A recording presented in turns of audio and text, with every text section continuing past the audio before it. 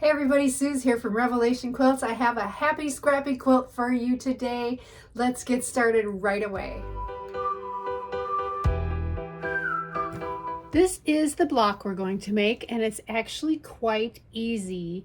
We are going to be using the same background fabric for all of our blocks. The only thing that's different in each block is the little colored strip here.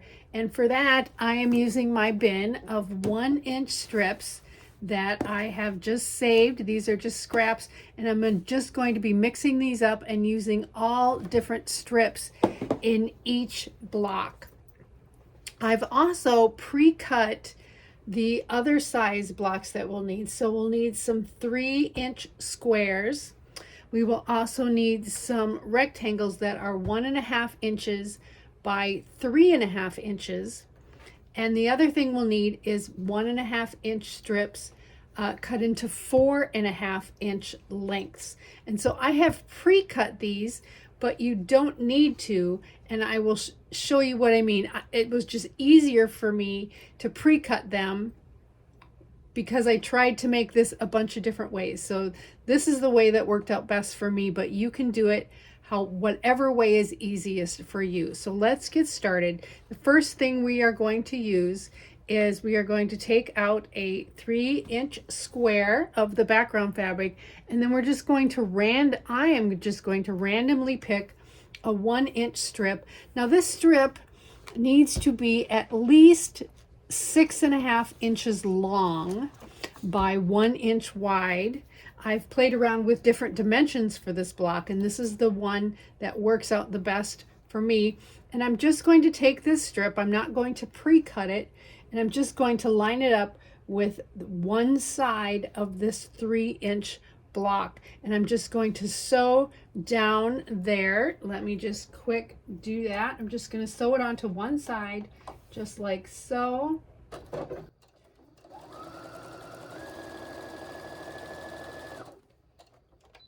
And I'm just going to use a 1/4 inch seam allowance, of course. And then I'm just going to take it, and I can see where it ends, and I'm just going to snip it off like that, saving this strip. And I'm just going to iron this back like so.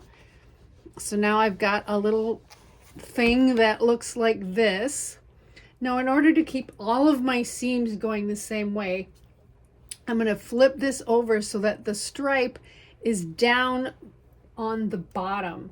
When I sew the next bit on, I'm just going to sew that onto the right side of the strip now, like this. So the bottom is facing toward me. I'm going to take the strip, line it up with the top, and just sew along this bottom, this side here.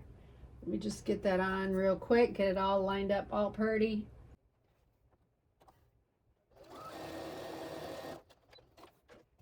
And I'm going to do the same thing. I can see through the light where it ends. So I'm just going to snip that off. It doesn't have to be perfect because we're going to trim this up a little bit later. And I'm just going to iron that back like that. So now I have got a little strip like this that's framed on one side. I don't need any more of this strip, so that's going back in my bin. And now I'm going to place this in front of me so that this seam is on my right hand side. This is just, I'm doing this so that all of the blocks are the same as far as how the seams are arranged on this block. So I'm just going to set it there like that. I'm going to grab my 1-inch by 3.5 inch strip, and it should line up perfectly. I'm just going to line that right up along the side there and sew that down like this. Now, if you wanted to leave this background fabric into long strips, you could sew it on this block just like I sewed the 1-inch strip on, just trimming it as you go. So now I have a block that looks like this. And the last thing I need to do is I need to place my 1.5 inch strip by 4.5 inch strip down this side, just like this. So I'm going to flip it over like this, and it's easier for me to sew it like this. So I'm just going to line it up with the top and the bottom, and I'm just going to sew that down right along that strip.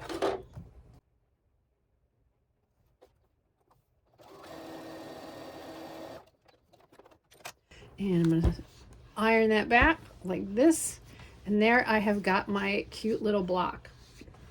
Now we'll trim these up to 4.5 inches, and then that's all there is to it. That is the block.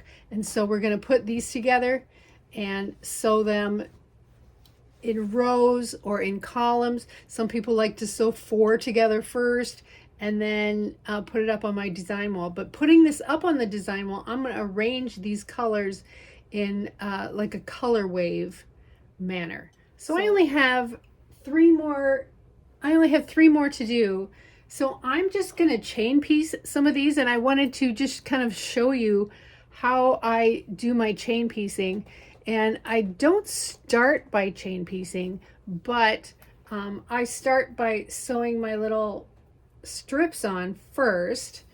And once my little 1-inch strips on, then I will chain piece the rest of the background fabric on. So I'm just going to run through these.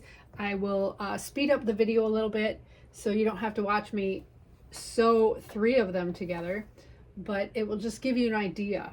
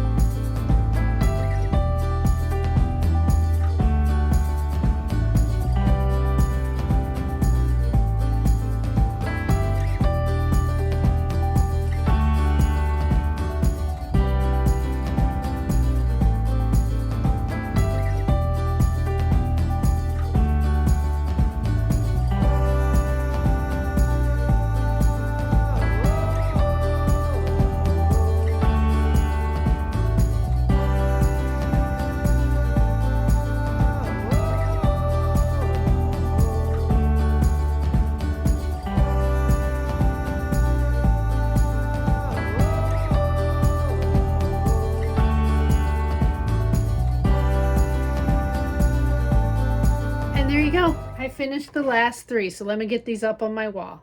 Okay, so I've got them up on my wall, and I've kind of arranged them in groups of color, and my goal is to make it so that one color just washes into another color. And so I've started with kind of my maroons and gone to my reds, and then it goes into creams and yellows and green, you know, just all the colors kind of melting into other colors, for lack of a better way to say it.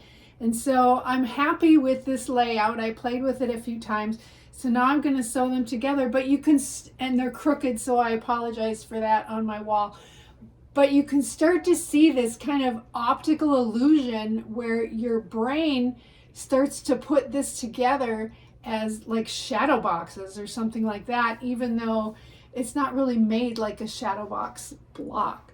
But I'm going to call this imagination, because it's your brain imagining something there that's really not there. And so I love that.